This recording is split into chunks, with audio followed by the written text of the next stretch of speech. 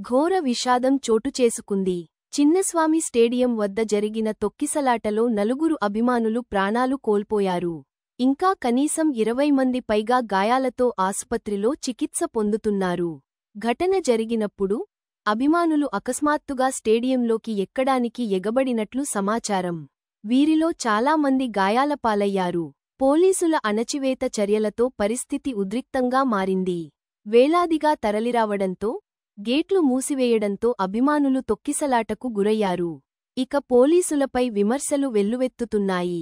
క్రౌడ్ను control చేయడంలో విఫలమయ్యారంటూ పలువురు ఆవేదన వ్యక్తం చేస్తున్నారు. కర్ణాటక క్రికెట్ అసోసియేషన్ ఈ ఘటనపై విచారణ చేపట్టాలని నిర్ణయించింది. బాధిత కుటుంబాలకు ఆర్థిక సాయం ప్రకటించనున్నట్లు సమాచారం.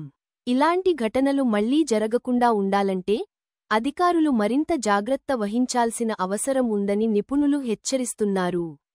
ఇలాంటి మరిన్ని విశ్వసనీయ న్యూస్ అప్డేట్స్ కోసం మా ఛానల్కు సబ్స్క్రైబ్ చేయండి. లైక్ చేయండి, కామెంట్ చేయండి, షేర్ చేయండి.